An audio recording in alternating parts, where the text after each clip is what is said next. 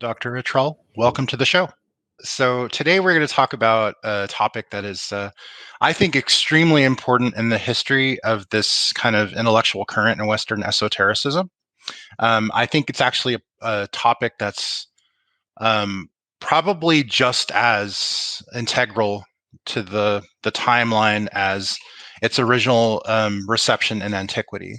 And of course, we're going to be talking about medieval and Renaissance receptions of the Hermetic tradition, especially with figures like Ficino, who you know a thing or two about. If I'm correct, you wrote your one of your books is about him. So Yes, I wrote my doctoral dissertation on Ficino's polemical sides, and I also wrote a translation with a team of translators translating Marsilio Ficino's On the Christian Religion, which he published in 1474, which was 3 years after the Corpus Hermeticum was released in an unauthorized edition, the Treviso edition. So there's a little bit of Hermeticism in there, but really not very much. It's mostly focused on Christianity, though there's some of the Prisca Theologia stuff, which we can get into if you'd like.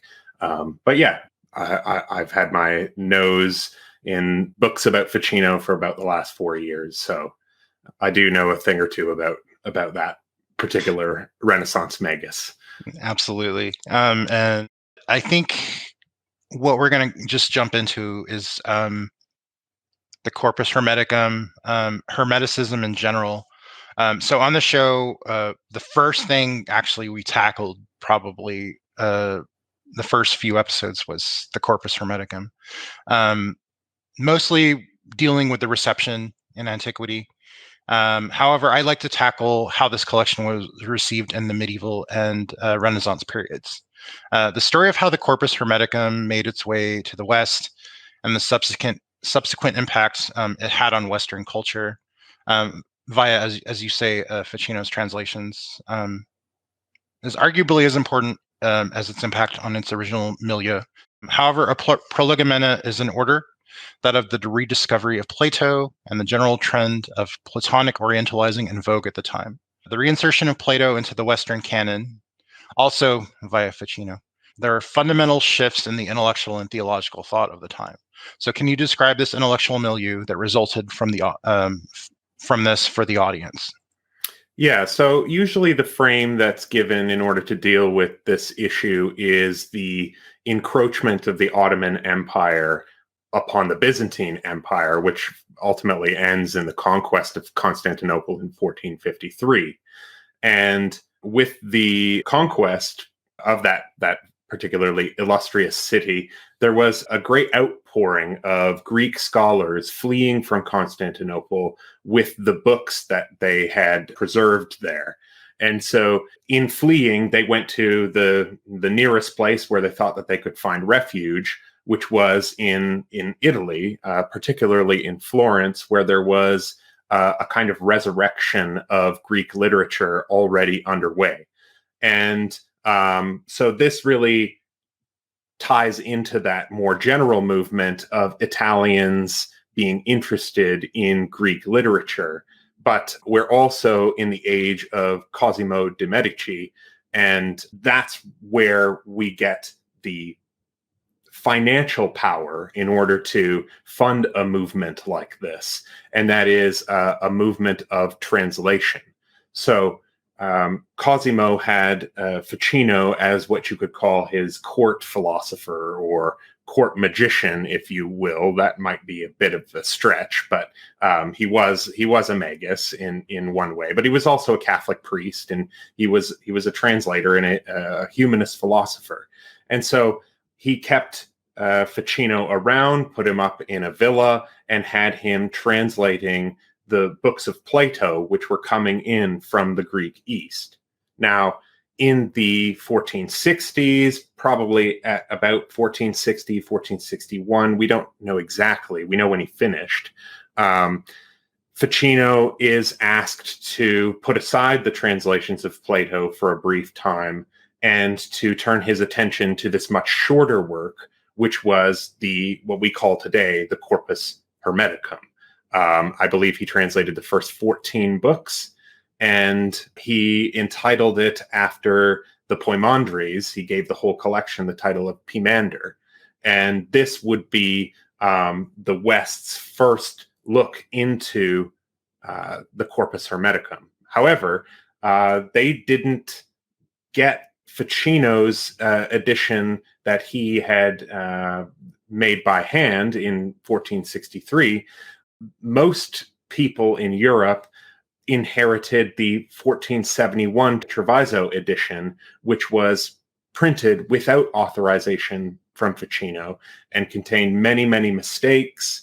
And that is the edition that, until the time of Ludovico Lazzarelli's translations, would become the basis for many of the printed editions of the Corpus Hermeticum. So this faulty edition. So in many ways, a kind of garbled translation of the Corpus Hermeticum sits at the inception of Hermeticism in the Latin West.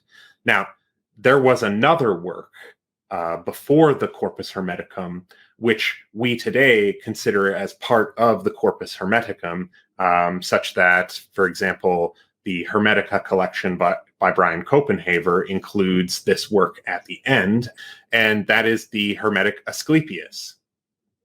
The thing about the Asclepius, however, is that it had never really been lost. It had been quoted extensively by Augustine and by Lactantius, and as a result of that, there was good reason to copy this text and to preserve what it says and to pass that knowledge along. Now, we can get into the reasons why they might preserve the Asclepius, not only because it had decent Latin and had been quoted by the Church Fathers, but also because some of the theology present in the Asclepius dovetails nicely with Christian Trinitarianism. And so that's one of the reasons why all the works of the Corpus Hermeticum were quite popular in the Middle Ages, or the Asclepius in the Middle Ages, and then in the Renaissance with the rebirth of Ficino's translations, we get another wave, if you will, of interest in Hermetic texts. Fascinating. Yeah, it's very interesting. And I just wanted to kind of get into that since we're here. Maybe, yeah, we should probably backtrack a bit. So we get the main body of the Corpus Hermeticum during Ficino's time, but like you said, Latin Asclepius is being copied, translated. The transmission chain doesn't really break in the West. So I didn't know if you could just kind of go a little deeper into that. It's just fascinating to me. And why do you think, I know besides the Trinitarian aspects of the text and how it kind of fits into their theology, why do you think it was such a popular text, for lack of a better term? So without getting into the whole manuscript tradition with the stemma, I think for that you would have to talk to someone like Matteo Stefani, who actually worked on collating all of the different manuscripts into a new critical edition.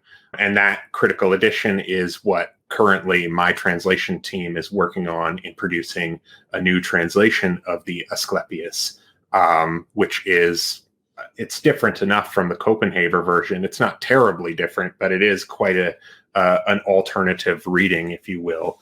And so why was it popular? Well, the schoolmen, the medieval schoolmen, such as in places like Paris, used that work in order to understand paganism on its own terms, but in a way that foreshadowed Christianity, or that highlighted aspects of pagan practice that foreshadow Christianity. So particularly ideas like one God, one world soul, one world.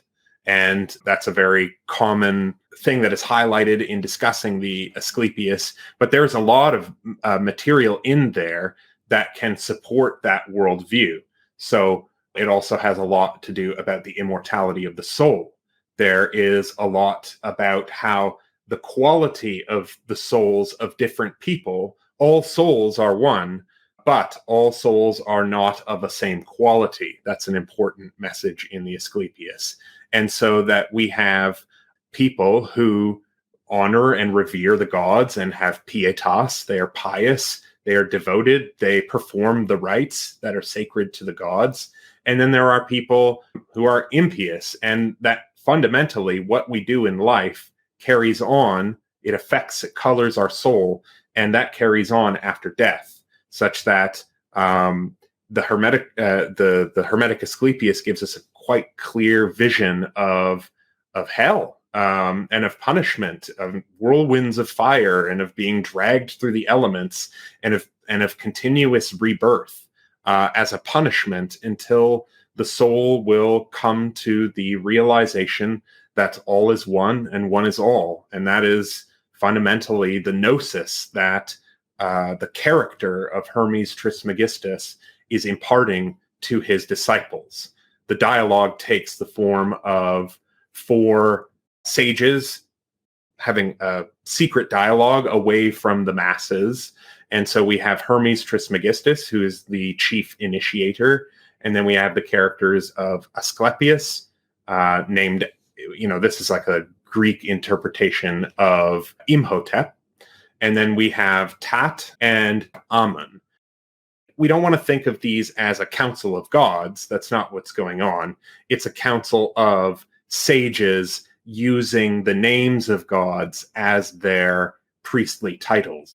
And the way we know this is because Hermes Trismegistus at one point in the dialogue addresses Asclepius, and he says, "Don't you know about that ancestor of yours after whom you are named, who has this earthly body that has been mummified?" And so he describes how Asclepius, the character in the dialogue, is named after this more venerable culture hero.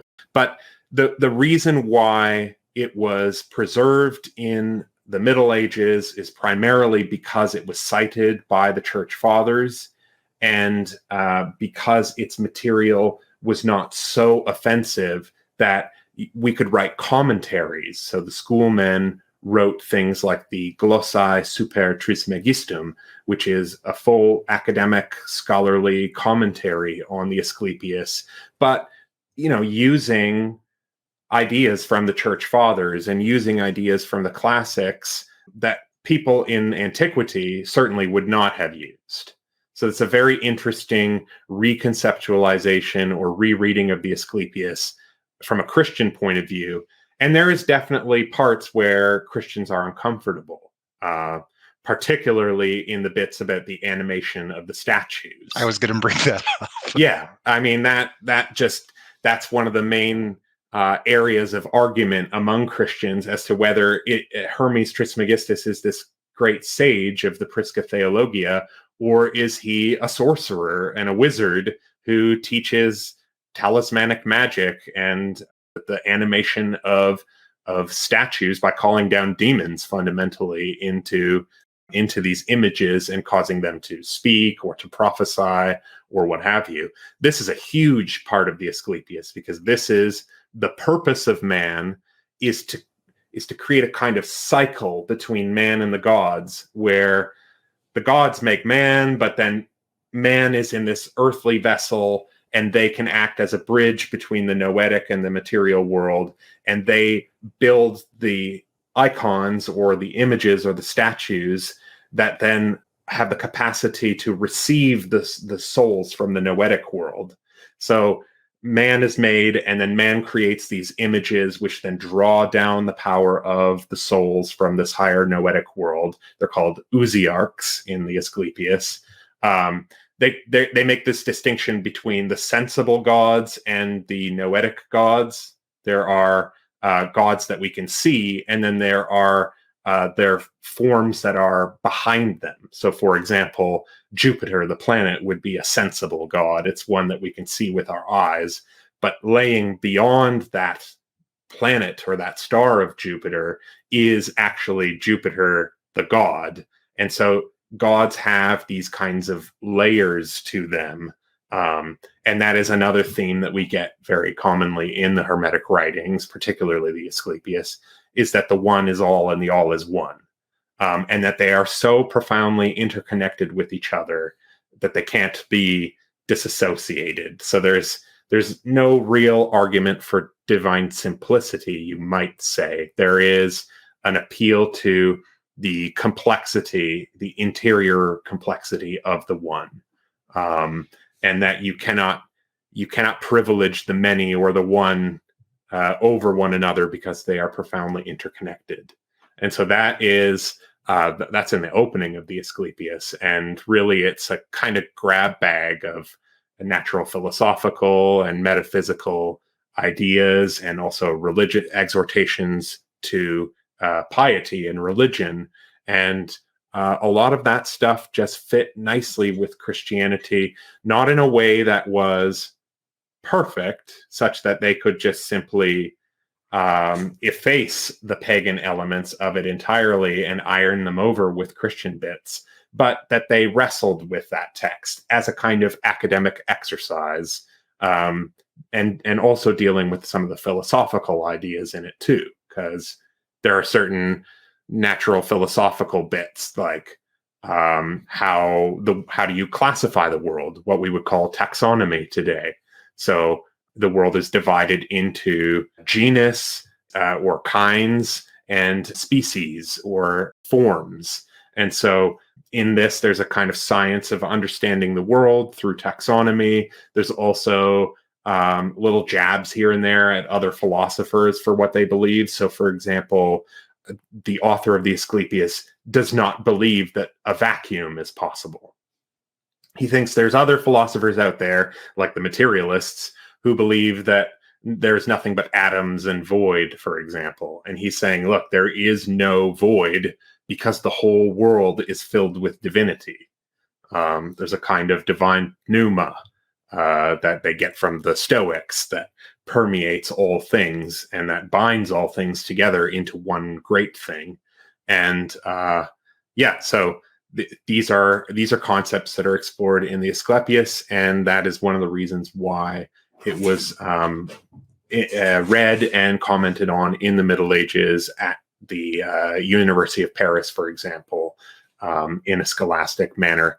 And so that stuff was around in the Middle Ages, and Ficino was familiar with it, but he was not familiar with the Corpus Hermeticum, which was all in Greek and that had come over in the 1450s, late 1450s. Awesome. Thank you for that answer. Yeah, I think the only thing I add there is, it's very interesting. Asclepius, especially at 38, Hermes is saying that the quality of these animated gods comes from a mixture of plants, stones, and spices. Yes. Just saying crazy things that, to a Christian, I guess.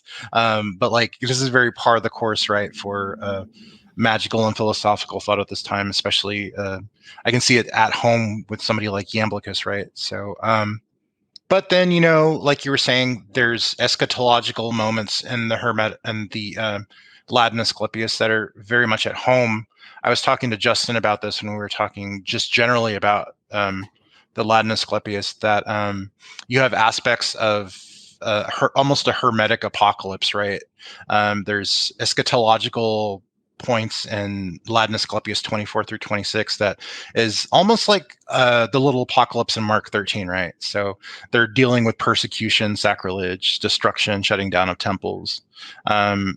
You could see this sitting very much at home in a Christian philosophical thought milieu, but also it's very part of the course still, right? Like for Egyptian apocalypses, like say the Potter's Oracle, or even Jewish Sibylline oracles, right? So it's very. I can touch on that. For sure. So what we call the Lament of Hermes, or the Hermetic Apocalypse, I think this is something that is often very misunderstood, in that it is not necessarily just about disenchantment of the world, which is one way to look at it, but it is an apocalypse that comes about because people stop doing the rites that are traditional ways to worship the pagan gods. And so the people who populated Egypt with its many statues had a profound belief in the gods and in propitiating those gods and of making their images And that is what kept Egypt as the temple of the world. Egypt is supposed to be like an image of heaven, and it's supposed to be the temple of the whole world, a kind of microcosm of the whole world. And the idea is that once people stop practicing the traditional Greco-Egyptian pagan religion, then the Nile will cease to function. It will clog up with bodies and overflow with blood, and Egypt will become a land of tombs. And no more will there be these living gods populating the land, but it will just be filled with a land of these silent statues. And I think that that is a very accurate prediction that was initiated first by probably the flood of people coming in the second and third centuries, whether they be Jews or Christians, just people who did not necessarily share that pagan worldview. They started becoming more and more numerous as time went on. And it wasn't hard to project a future whereby you could imagine everybody was Christian or Jewish and nobody practiced the rites of the gods, and that what made Egypt characteristically Egyptian went away, and there was a death of Egypt. And I think in a way that very much did happen. When we go and visit Egypt today, it's not that living Egypt. It is an Egypt of tombs. Even the pyramids are giant tombs. People visit the Valley of the Kings, and we have this kind of preponderance of evidence that survives from the ancient world because it was preserved in the ground among the dead or buried in genizas or things like that. So it's important to think about how prescient that prophecy was. As a prophecy about the coming of a different religion. What's strange, though, is that in the prophecy itself, the author doesn't accuse Christians or Jews. He accuses his two go-to people as people who would come in and destroy the religion of Egypt is India and Scythia. For whatever reason, the Indians, I guess, are these far-off people, and the Scythians are also these far-off exotic people. So it's just like a stand-in for a foreigner from a faraway land will come in and bring in their ways and practices and displace the ways and practices of our ancestors. And Egypt, in its former glory, will cease to be. And so the Christians in the Middle Ages, they read this and they looked at it and they said, yes, actually, you're right. Paganism did die out. And it did die because we put an end to your barbarous religion is fundamentally how they're reading this. And you can find artwork from manuscripts in the Middle Ages, illuminations of the lament of Hermes and of all of the images being toppled down from the top of their pillars. And you have Hermes like crying in the foreground. And in the back, you have these Christians celebrating the Mass. So there is a very fundamental awareness that the people who came and knocked out the religion of paganism were Christians, and in that way, Hermes becomes not just a sage and a wise man, but also a prophet of the world order to come. And of course, Hermes laments this, doesn't think it's a good thing, and Christianity will say it is a good thing. And then different authors will argue back and forth about the merits of Hermes and whether we should bother reading his works and incorporating them into Christianity or not. And then with that, we can get into Ficino or Ludovico Lazzarelli or some of the thinkers from the 16th century and that kind of Hermetic revival. But it's never clear cut. There are very conflicting and opinions are at odds with one another over the value and worth of Hermes as an ancient sage. Absolutely, and that's something we're going to touch upon as we progress in the interview. I think the only thing I'll add to this before we get back to the Renaissance period is it's just very strange to me to imagine that Peter Abelard could possibly have been reading the Latin Asclepius. It's very, I can just imagine him like reading this stuff and just stuff. I don't know. Peter Abelard's a kind of an interesting figure to me. So, but getting back to Ficino's time, and especially his Divine Pomander in 1471, which you pointed out is a unauthorized version. Essentially, Ficino sets about the task of translating the manuscript. We have Divine Pomander in 1471. A text Copenhaver calls the most influential presentation of the Corpus Hermeticum until the 19th century. However, when I was sending you these questions, you did send me this very eye-opening article by Wouter Honoraff about just this transmission history of this text, and how it really isn't representative of Ficino's vision in a way. So I didn't know if we could touch upon that briefly.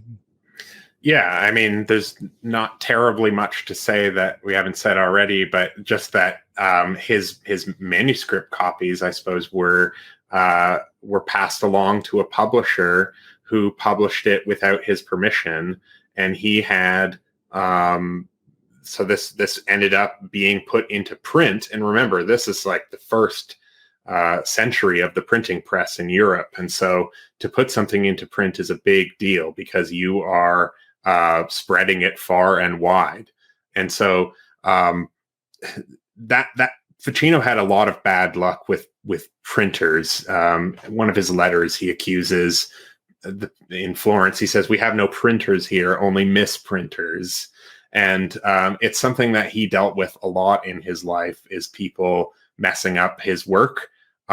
So that's something to note. But eventually you have Ludovico Lazzarelli comes along and notices that things aren't really adding up. And so he makes his own translation, and he, in the words of Honograff, he gets it. He understands that the works of the Corpus Hermeticum are about gnosis.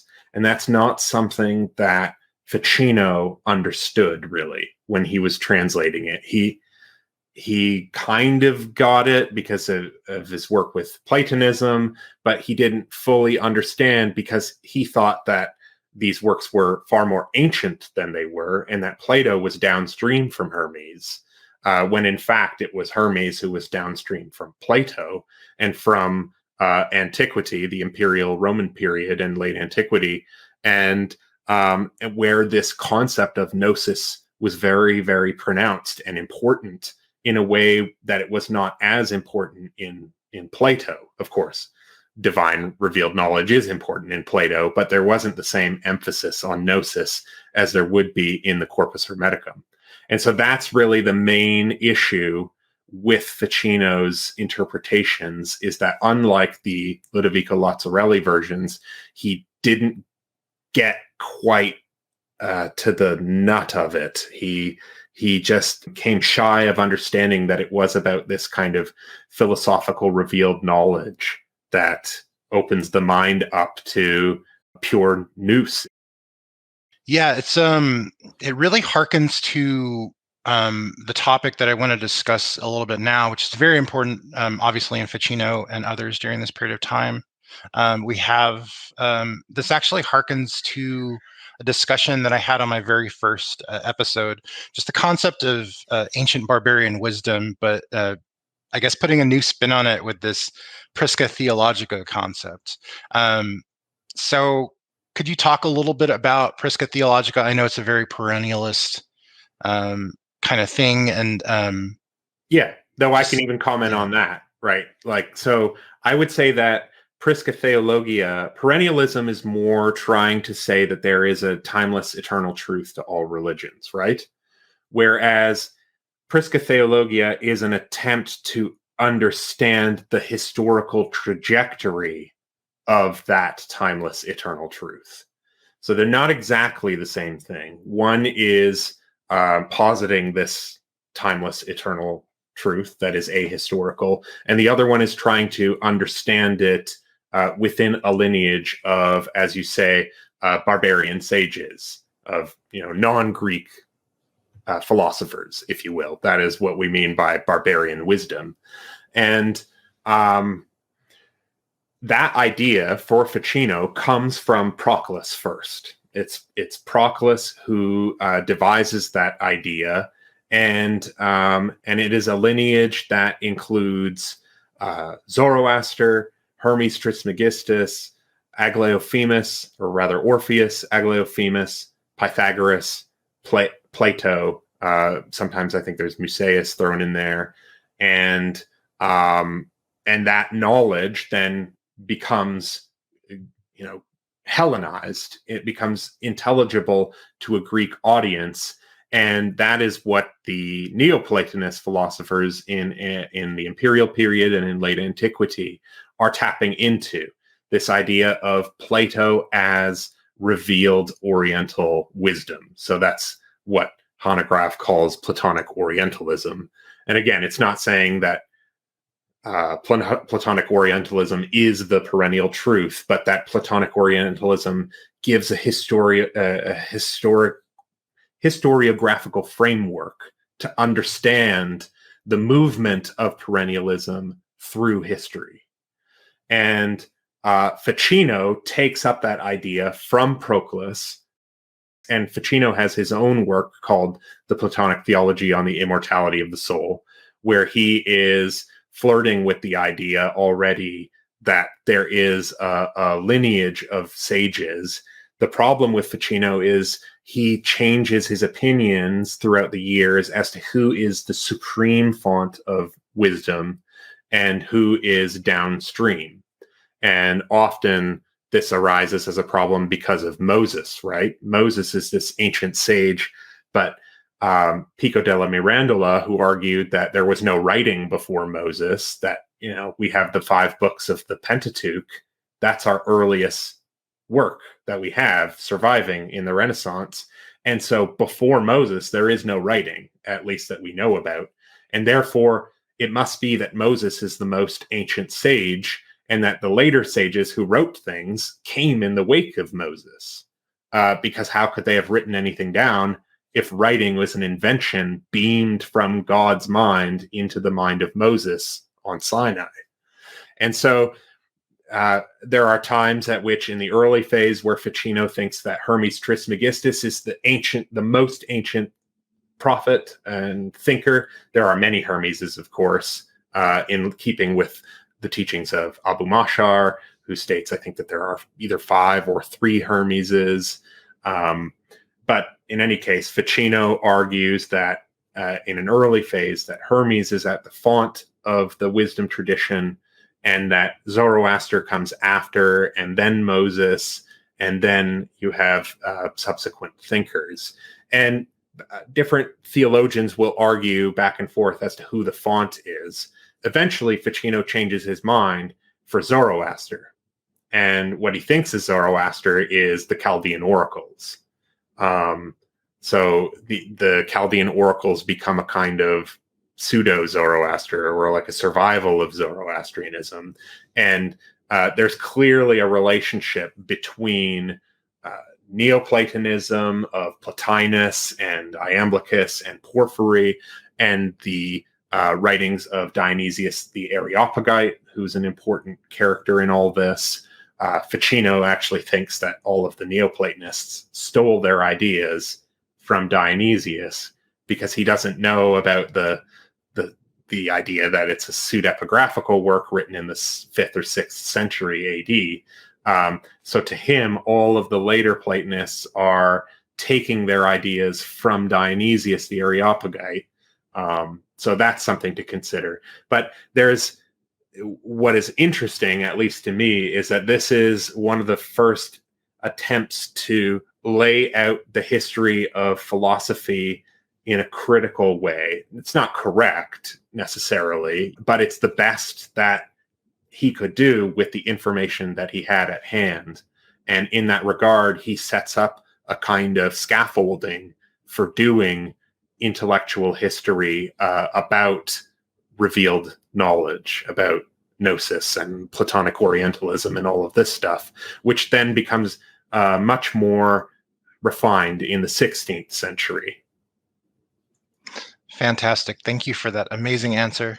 Yeah, it's very, I think it reminds me again of, I hate to bring this back to Hanegraaff, but He's our man. Yeah, I know he's our man, and I'm taking a lot of what I ask you here from his book, Esotericism and the Academy. It's a very interesting. Prisca Theologica really seems in a way to be like, I mean, I wasn't saying they're the same, but like just in terms of like what philosophy did in antiquity with ancient barbarian wisdom, they're doing here with these ancient sages. They're claiming a rejected other as their own, right? So ultimately, they're finding a way to reconcile these things that maybe they're not always comfortable with the ideas, but ultimately it's stemming from this ultimate truth, right? So Ficino actually, his goal overall was not to try to paganize Christianity or Christianize paganism necessarily. His goal was self-proclaimedly that to realign philosophy and religion. He thought that in his day, with the schoolmen and with the universities reading and commenting on the works of people like Averroes and Maimonides, and that whole scene was either too logical, it was too philosophical in the logic chopping sense of things, or it was irreligious. And so he was thinking that in antiquity, what the Platonists had achieved is they had struck up this perfect balance between religion, by which we mean either divine law or piety, worship of the gods, or philosophy. And so he was saying that the best material was written by people who did not make a distinction between religion and philosophy, like the modern schoolmen do. We need a religious philosophy and a philosophical religion that can move the hearts of men to reform themselves in the image of the Logos. That is what Ficino is trying to do. And so he's saying Christ is like a living book, or like an archetype that we need to model our lives on. But it was the Platonists who understood that philosophy of patterning, of modeling, of reflecting images, and of participating, and all of this language was very important in order to understand the mysteries that Christ was trying to bring to the world. And so it's not that he was on one team or another and he was trying to swing the pendulum. It's that he was trying to reform the philosophy of his day. And the furthest back that he could go in his mind was a time when philosophy and religion were one, and that was during the time of Plato and of the ancient philosophers. Fantastic. Thank you for that. You touched upon it before, but I just wanted to get back to it and just emphasize it for the audience. And this is what I find really fascinating. One thing that really, again, rears its head during this point in time is what John Dillon in his seminal text, The Middle Platonists, coined the Platonic underworld. Mm-hmm. So this is things like PGM, Chaldean oracles, etc. You mentioned the Chaldean oracles previously. It starts to rear its head again in this Platonic revival via the Corpus Hermetica. So again, like I said, an example of the Platonizing, Orientalizing in vogue at the time. And you did touch upon this, but I didn't know if you had any further thoughts on that. Yeah, so for that, I would say that definitely the material that Ficino was tapping into was produced in that Platonic, is it underground or underworld, or I forget what I use them interchangeably, but I went back and checked the book just to make sure it's Platonic underworld. Okay, so he's drawing from the Platonic underworld for sure. But I would say that in his mind, what he's doing is not dark or underworldly business. There is a side to all of this stuff that is that. And that's the necromancy, magic, astral magic, talismanic stuff that you get described in the 3 books on life, for example. And we know that that's the underground stuff because Ficino has to write a preface to excuse himself. And he also has to write an apologia at the end to say, like, look, I don't actually recommend this stuff. I'm just passing along what the ancients wrote, which is what everybody says. And Pico as well, who did not necessarily care much for magic, but talked about magic in passing in some of his works, and also had to write an apologia to say what he means by magic, which is not Goetia or any of that kind of talismanic magic stuff. He means the summit and the culminating point of natural philosophy. So there are attempts to rescue magic in line with this mystical philosophy stuff. But it's clear that the mystical philosophy stuff is not as dangerous or underground than the magical stuff, which admittedly had always been around. So we can get into very briefly the whole Yeats thesis and her whole Hermetic tradition book, Giordano Bruno and the Hermetic tradition.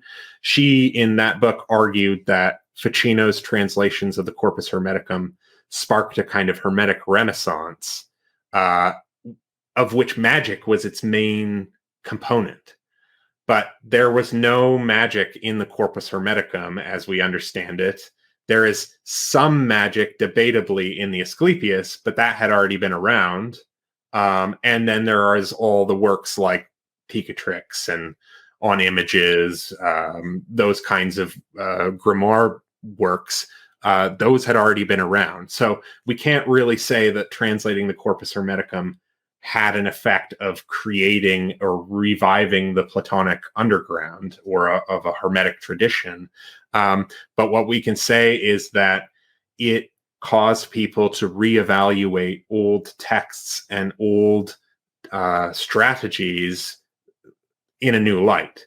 So when Ficino translates the 3 books on life for his patron, Lorenzo de' Medici, to help him with life extension, he is tapping into books like the Picatrix, but he is doing so very cautiously. He claims in his letters that he's transferring all of the important bits that are useful into his work and leaving out all of the idolatrous material, such that he's kind of done this Bowdlerization process. And in doing the sorting, he is fundamentally saying, like, this is demonic, this is natural. And he makes a firm distinction between what is caused by demonic powers having their influences on things, like using secret languages engraved on gems or something like that to communicate with a demon, versus the natural virtue of a stone. And in doing this, again, he's tapping into older medieval texts, things like the Speculum Astronomiae, which he attributed to Albertus Magnus, but we know today that Albertus Magnus did not write the Speculum Astronomiae. But the point is that he doesn't need to go all the way back to antiquity to come up with arguments for this stuff. This stuff has already been debated in the universities above ground, not in an underground setting. And I think it's important to talk about that, to say that it's not like there was no magic, no Hermeticism, no nothing until the end of the Middle Ages, and then all of a sudden the lights went on, and then it was everywhere. But actually, it had always been there, and it was just always being renegotiated in light of new texts coming to light. Yeah, that's a great point. It's really important to point out that these overly simplistic 1 or 2 sentence narratives, like Rome fell in 476, or the Corpus Hermeticum started the Renaissance in 15th century. It's the truth is always much more complicated, right? So it's kind of like when I read April DeConnick's book, The Gnostic New Age, and I love that book, but I have so many issues with just her uh, definition of Gnosticism as a countercultural spirituality. Certainly, it's countercultural, but like she kind of makes some overreaching statements about what impact it had on religion, and it's the same here with the Corpus Hermeticum in the Renaissance. You were telling me in our discussions that this is much more complicated than just the usual narrative that these are explosive texts that kickstarted some kind of major impetus in the Renaissance. So why is the truth a bit more complex than that? Well, I think in terms of the explosivity of it all, we can say that a lot of this stuff had already been around in the early 1400s. So you have people writing like Nicholas of Cusa, who are writing these very abstract, philosophical, Neoplatonizing works that deal with a lot of the same issues, and so it's I think a lot of people, when they think of something being explosive, they think of it being locked under a lot of pressure and being hidden away, and then it just can't hide anymore, and so it explodes out. And that's just not how it was happening. I don't think there was a lot of pressure. I think that these are things that were out in the open, floating about, being copied, being communicated. That's just what the manuscript tradition shows us. We also get things like the Book of 24 Philosophers, which is a set of aphorisms, two of which are attributed either to Hermes or to Parmenides, depending on who you ask. And those were very popular in the scholastic milieu. And there's just like a lot of stuff floating around that if you are attuned to it, you will find it, and you will find that actually the stuff that was coming out in the 1460s was not terribly different. It was more of a natural continuation of what had already been going on. So I think of something like Ficino's arguments in the Platonic theology for the immortality of the soul. It's partially a response to Thomas Aquinas and an attempt to have a more Platonizing rather than Aristotelianizing answer to the problems of the soul and its immortality. And also it's a response to these Averroan currents of the philosopher Averroes, who argued that the soul fundamentally dissolves into this great oversoul and it returns to oneness. There is no individual soul.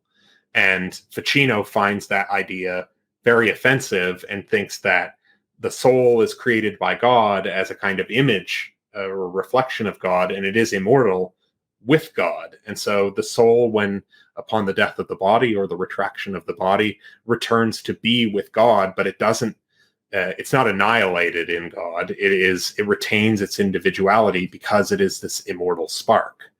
And so there's a lot of ideas floating around in Ficino's time, which would lead him to these conclusions. It's not just that he read the Corpus Hermeticum and was like, oh, I've got it all wrong. I need to like rethink things. That didn't happen. It was just he didn't go, oh, this is what I've been looking for the whole time. Yeah.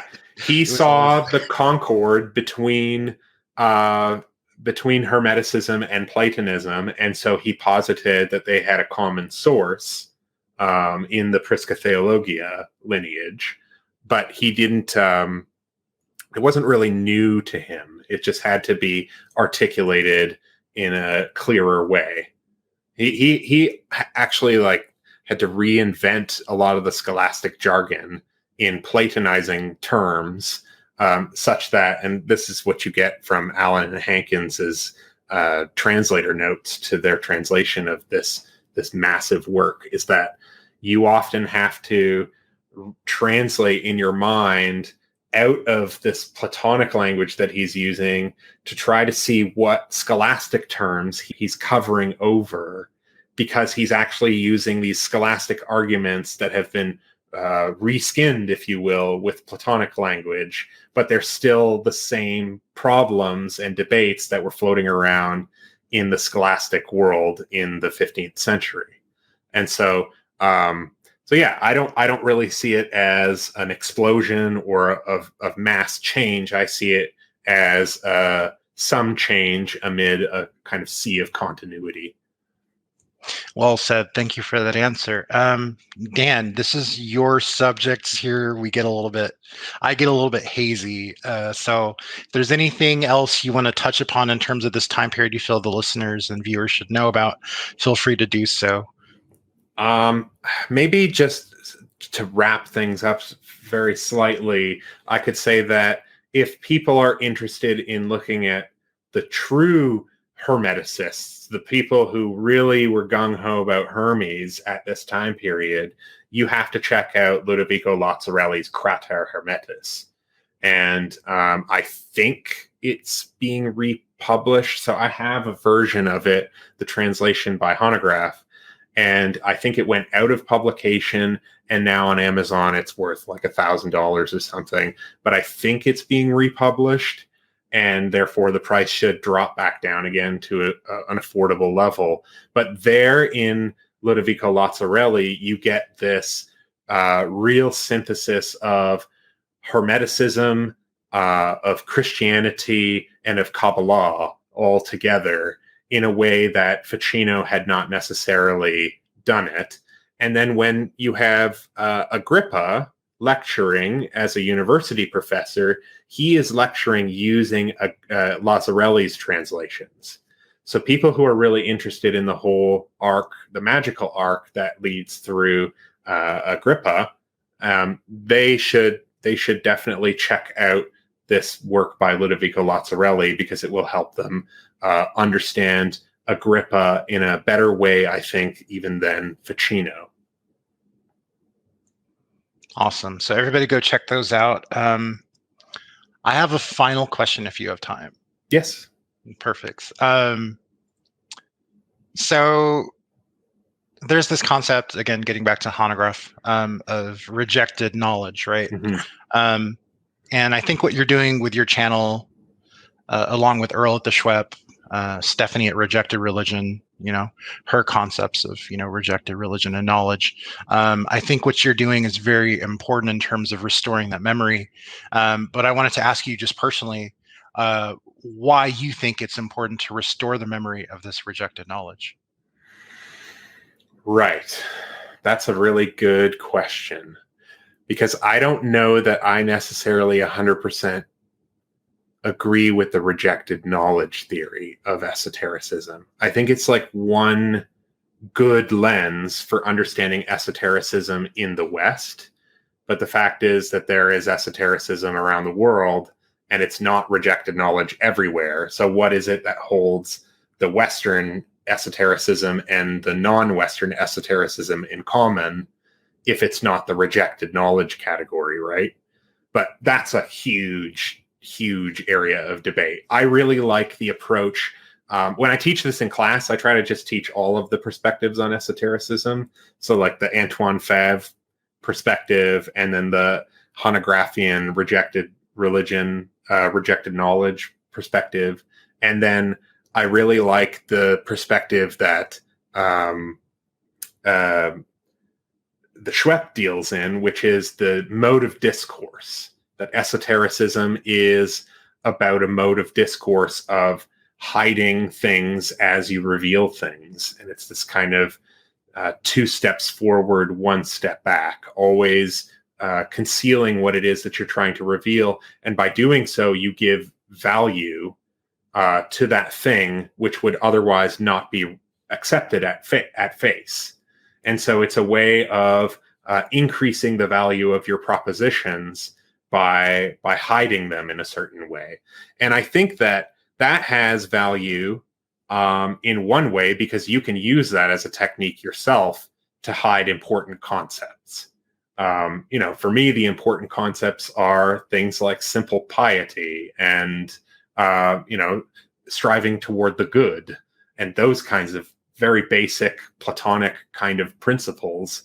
But when you clothe them in the language of the Platonic underground or of esotericism, you make that not just like, oh, be a good boy, Johnny. It's not about that. It's like we are engaging in a divine mystery, and we are striving toward this light that is in us, that is the cosmic light that binds us all.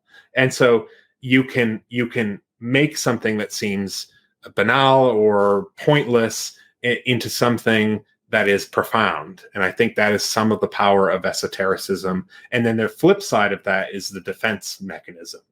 You can always know when someone else is trying to pull a fast one on you, by saying that they have hidden knowledge or that they have some revealed form of gnosis that you cannot possibly access because you have not revealed it. Well, it's kind of like a defense mechanism against that. It's like, I don't care about your unverified personal gnosis. It's yours.